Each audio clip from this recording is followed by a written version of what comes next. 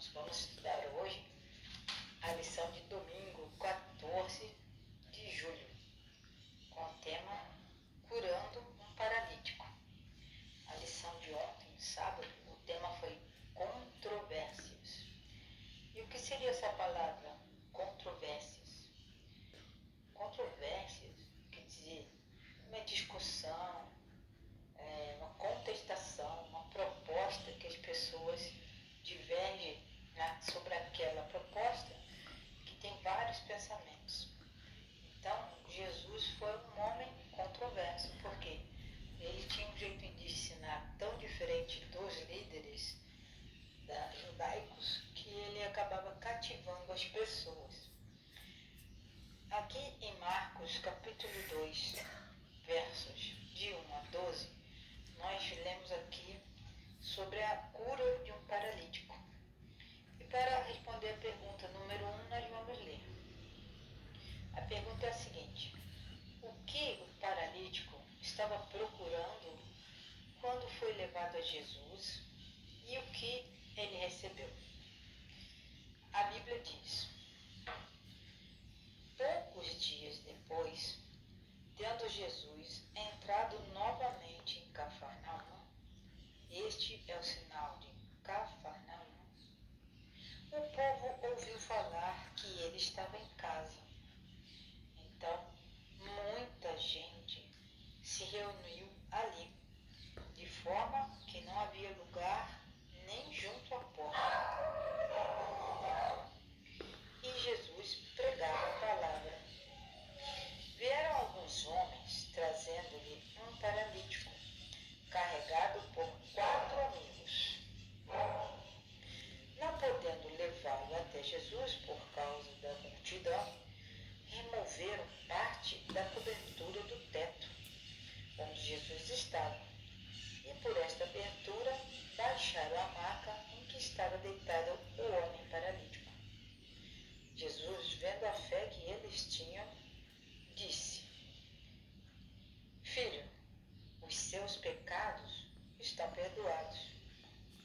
Estavam sentados ali alguns mestres da lei, raciocinando em seu íntimo: por que esse homem fala assim? Ele está blasfemando. Quem pode perdoar pecados a não ser somente Deus? E Jesus logo percebeu que em seu espírito eles estavam cochichando e pensando mal dele mesmo. Por isso, Jesus voltou-se para eles e disse: por que é que vocês estão remoendo essas coisas em seu coração? Que é mais fácil dizer ao paralítico: os seus pecados todos estão perdoados? Ou apenas levante-se, pegue sua maca e ande? Mas, para que vocês saibam que o Filho do Homem tem na terra autoridade para perdoar os pecados, Jesus disse ao paralítico: eu digo a você, levante-se, pegue sua maca e vá para sua casa. E assim o paralítico fez. Ele se levantou, pegou sua maca e saiu à vista de todos, que atônitos glorificavam a Deus, dizendo: nunca vimos nada igual. Ou seja, Jesus ele estava num lugar onde tinha muita gente por dentro e por fora, né? E esses amigos, 4 amigos, levaram um rapaz, um homem paralítico, e ele estava ali à procura então de conversar com Jesus. Ele queria ser liberto daquela culpa, né? Daquele problema que ele estava vivendo. Ele queria voltar a ter uma boa saúde. Então ele não só recebeu perdão, quanto ele se levantou, né? E andou realmente. Ele foi curado e foi liberto da culpa.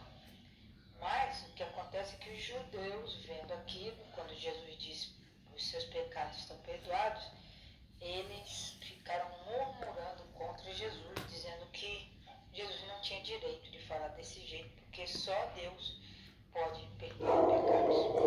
Mas o homem que antes não conseguia andar ficou muito contente. E seus amigos, antes, acho que tudo que eles faziam, eles procuravam ajudar esse amigo que era paralítico. Mas quando eles levaram até Jesus, ele realmente viu que o seu amigo estava sofrendo demais, né? E o mestre, Jesus, também viu a fé que eles tinham ao tirar um pedaço do teto, né? E assim, com muito amor, a fé se torna visível por meio das ações, como ilustra claramente a persistência desses amigos. Então, a gente, quando é amigo de alguém, a gente faz de tudo para que eles se sintam bem, né? E foi isso que esses amigos fizeram. A necessidade física deste homem era muito evidente. No entanto, as primeiras palavras pronunciadas por Jesus se referem ao perdão dos pecados. Por quê? Porque quando nós temos uma consciência pesada e sabemos que por muitas decisões erradas as consequências vêm na nossa vida, esse homem era esmagado pela culpa. Ele tinha muita culpa. O homem não disse uma palavra sequer em toda a cena.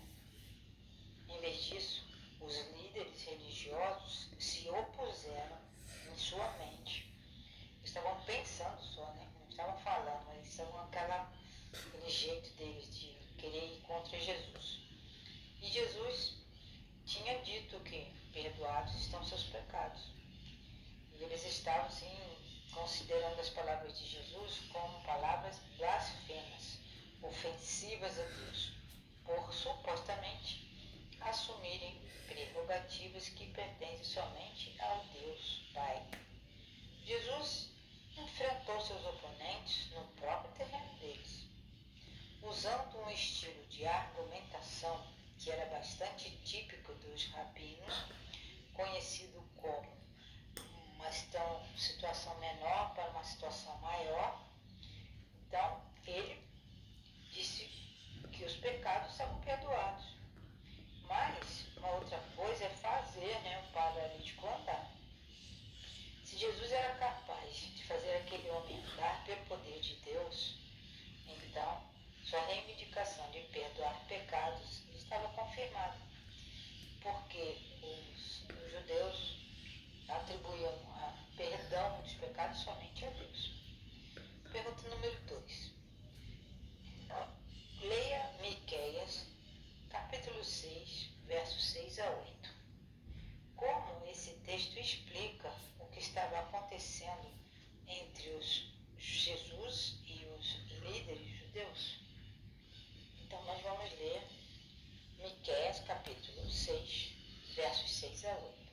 Só lembrando que o povo de Israel, eles ficaram muito tempo cativos com o rei da Síria, né?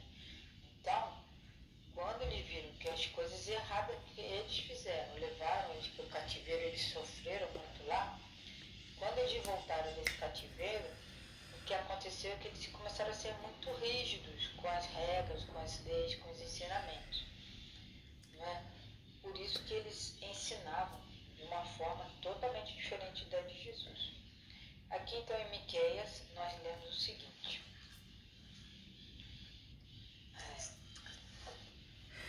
com que eu poderia comparecer diante do Senhor e curvar-me perante o Deus exaltado?